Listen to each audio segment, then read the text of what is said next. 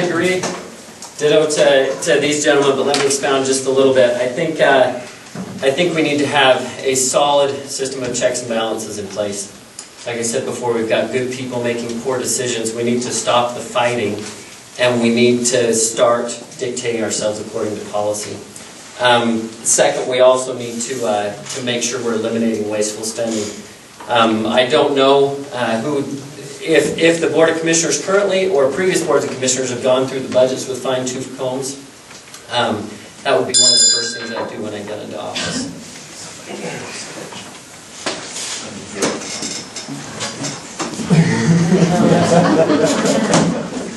Okay, next question.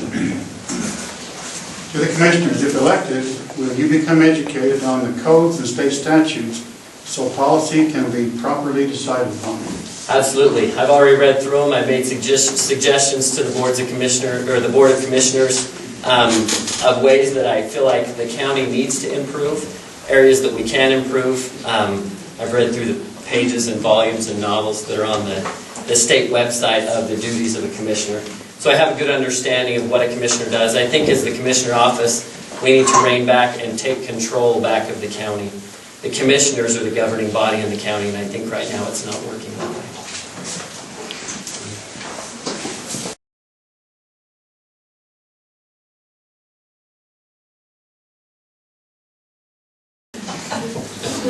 I've had the opportunity to go through the planning and zoning process, developing land and property, so I understand that process.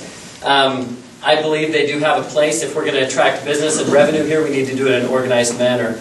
Back in the housing boom, there were 1 acre lots, half-acre lots going up in the middle of farm country that shouldn't have been going up there. If you have your planning and zoning should be organized so that you have an organized approach to growth in the county. It shouldn't impede personal rights, but it's there to help the county structure so that we can attract business. Who's up? I'll go. Unless it's a bad one.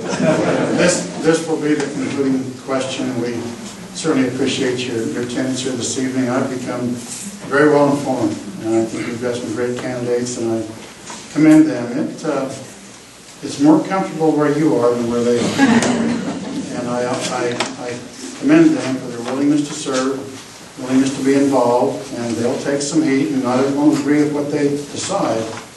But if you're really that excited about the mistakes you think are being made, get an application, sign up, do something.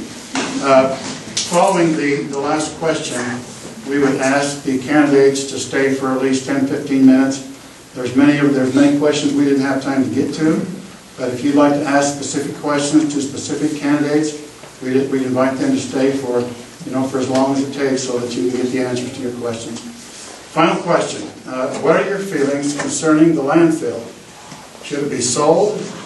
How can we prevent prices from skyrocketing? Absolutely not. It shouldn't be sold. Coming from the private industry, I strongly oppose that. If you privatize the landfill, our dumping fees go up. Once it's in the control of a private entity, we end up paying for it in the end. So I don't think that's a viable option. We need to make our landfills soluble and revenue generators, not revenue losers. And I believe we can do that with better management.